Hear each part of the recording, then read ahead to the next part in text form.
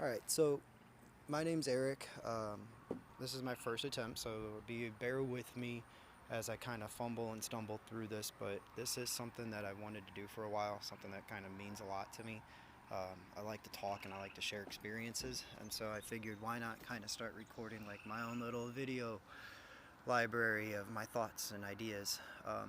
Comes from my personal background and then my work background, things I kind of aspired to be when I was younger and growing up. Always wanted to be a counselor, work with people, mental health issues, help people find themselves and establish themselves, uh, especially after having gone through my own experiences, which I'll share with you, of course. But I knew that right when I went off to go to college, and even before college, I wanted to learn about psychology. I wanted to learn about counseling. I wanted to get into psychology and counseling.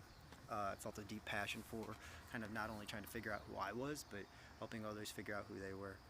And that led me to go to school to be a teacher, wanting to especially work in the counseling field, the counseling setting, and teaching.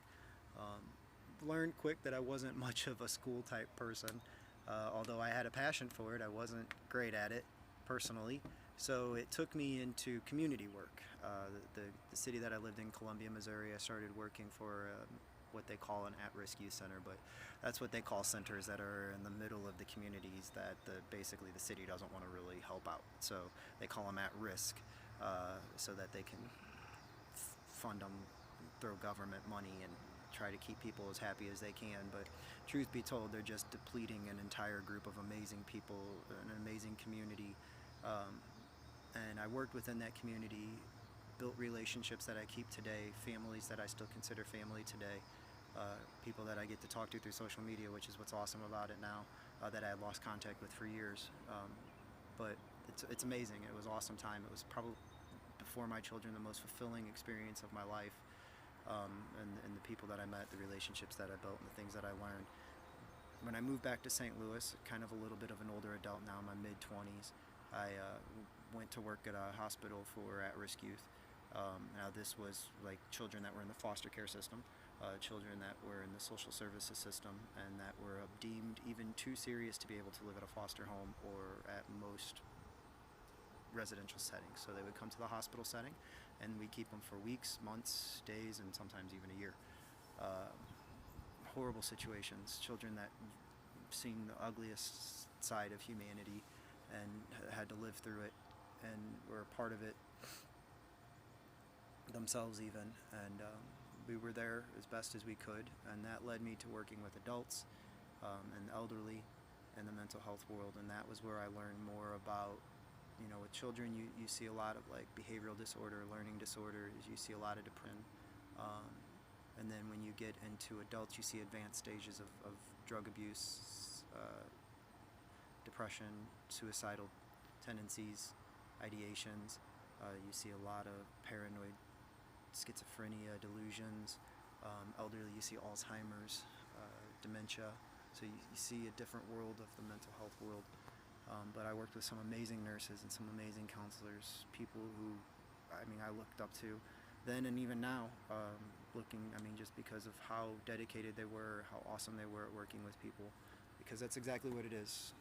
It's a dedication. It's something that you do beyond yourself for the betterment of, I guess, everything. Once I had my own children and having working through my own issues and having my marriage at the time, I knew that I couldn't give myself the way I needed to work in that field, work in that setting, and then be the father, the husband, and be the person I needed to be. So I moved away from it. But I've always wanted to do these video chats. I kind of think it's cool that people get to share on social media. I know people are always like, no, don't share about your personal stuff on social media. Nobody wants to hear about it. But I think people do. I think people need to be able to feel more comfortable talking about these things. When I go online and I search like YouTube men talk about depression, there's some videos, but like, man, men just need to be able to share. Like, and not just men, but people need to be able to just share. We need to just talk. So feel free to talk. Like, that's what this is about. Today I kind of wanted to talk about depression.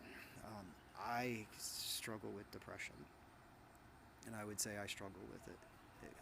It is a part of who I am, and I've accepted that now. Depression for me, I think when I first noticed it when I was like probably right around in 5th grade, my parents were probably in the beginning stages of the divorce, the decline of their marriage. Father would like to argue a lot, yell a lot. He was a very mean, imposing person. And my mom, who being the saint that she was, did the best she could for me and my brother. But even as a kid, you see things, you internalize things, and you recognize that things are off. And I think I felt that anger and that sadness coming over me when I was probably around 10 years old. I started retreating into myself at school, acting out in ways where I wanted attention. But mostly when I wasn't wanting the attention, I was wanting to hide from the attention. I wanted to be in the furthest corner of the room, the darkest corner of the room, by myself. I wanted to keep my head down. I didn't want to participate. Didn't want to sing in choir. I didn't always want to be a part of the gym. So that was, I think, when it started. And then by the time the divorce happened in 7th grade, and they send you through counseling, they take you to a guardian ad litem, and that guardian makes you see a counselor normally, and they help you process through the divorce. And I recognize terms like depression, and you start to see what it is and how to recognize it in yourself. And I think when I was around 7th grade, I probably, kind of maybe had my first idea of suicide, but not actively thinking about it, but just what it would be like, I guess. And I definitely knew I struggled with sadness, with what I guess the best way I could describe it for myself personally would be like this, like, blackness that's inside of me, this darkness that has this ability to consume me completely, to cloak itself over me. Or when I'm at my strongest, it's like this pinpoint that's just in the backest part of my head. It's always there, but it's not the cloak, it's not the shadow, but it's there, and it's small, but it's there. Teenage years, I think felt pretty good in my teenage years. I just had fun. I had great friends. Did a lot of activities, sports, things like that, and had the normal fun that most teenagers have. College was college, great, no issues there. Got married, love of my life, children. My children are everything to me. And then the marriage started to fall apart. And like most men, and in my generation, I went through a divorce. And that divorce, and when you go through a divorce, you lose a lot. Physically, yes, but mentally, maybe even more. You get lost. You felt like you were giving yourself to this person and building this 2=1 type relationship. This 1 + 1 = 3 when you have children, and then 1 + 1 = 4 for us. And then it gets taken from you, and then some judge is deciding your fate, and it's crazy the things your brain will put you through, and mine did it, and it was probably the darkest I've ever felt. And it lasted about 2 years of me just really only being able to put it up for my children, being strong enough to put that face on, that mask on, so that my children had no idea what I was feeling. And then when I had those moments to myself, especially at work, I'd go for walks, I'd go for runs, and I'd put my headphones on, and I would just cry, uncontrollably cry. It was hard. Still hard thinking about it. But again, strong enough, and through time, and especially in the last year and a half, I'd say that I was able to process through it, not get over it, not put it in my past, not just hop it like a fence, but get through it. Not set it aside, but own it and get through it. And I worked through my depression, and I turned it into this pin right in the back of my head. It's just tiny. It's back there, but I know it's back there. So I work it, I monitor it, I check in on it every once in a while, and I see and remember the things that trigger me, and I do my best to avoid them.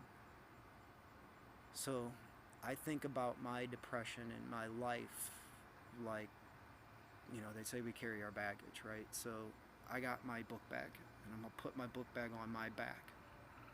And picture this, you carry your book bag and you choose what to put in your book bag. I'm choosing my children, and my family, and my joy, and my happiness, but I have to choose the sadness too.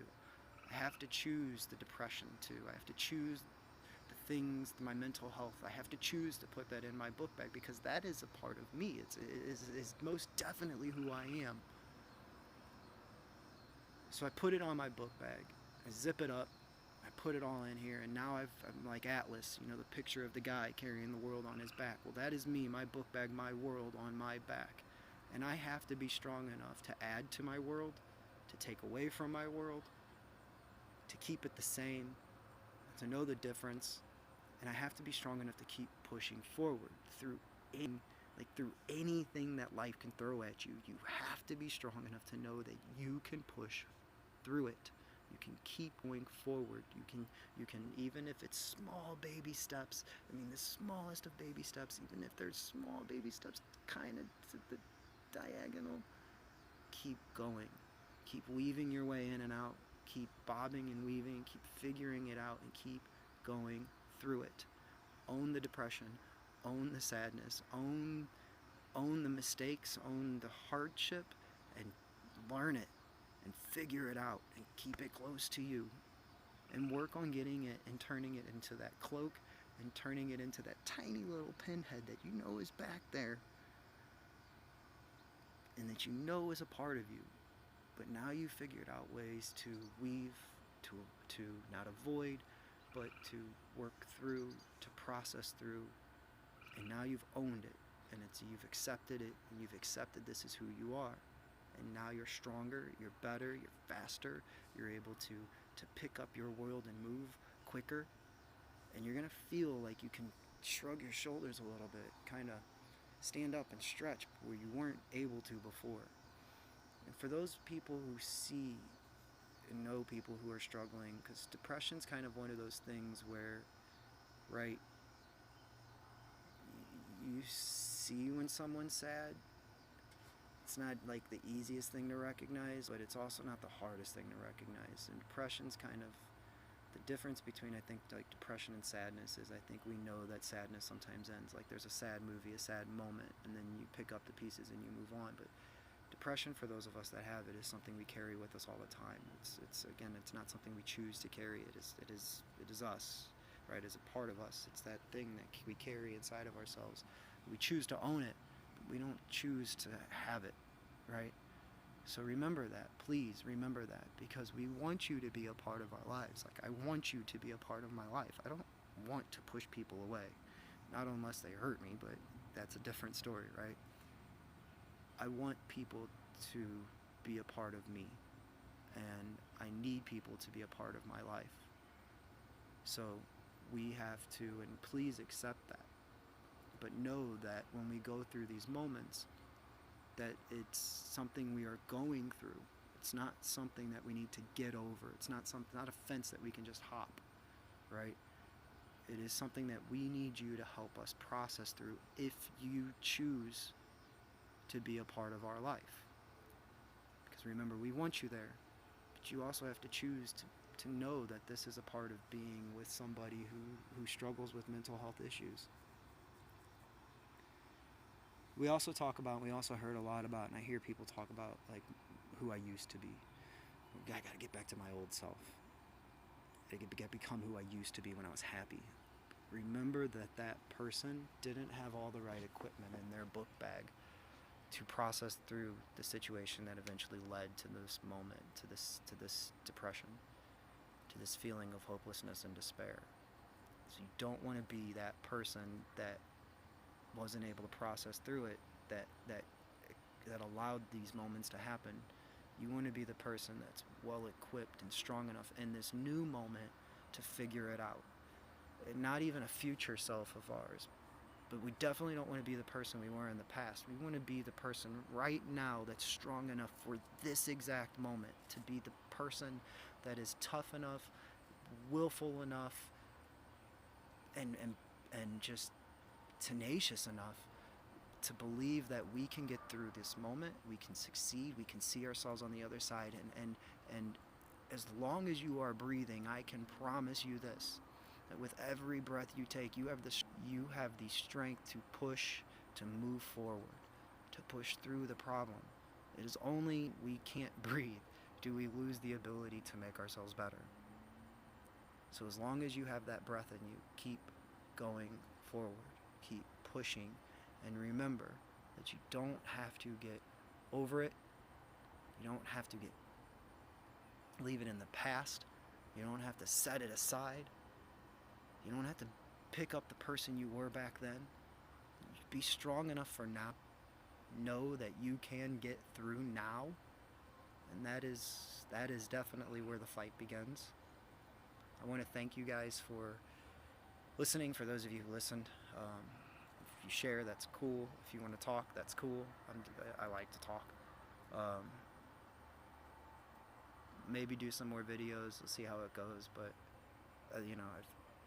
just remember, we got to be here for each other.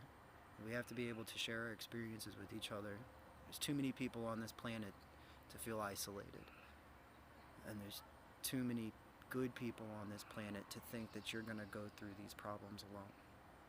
So, reach out, and you might be surprised who reaches back out with you. Thanks, guys.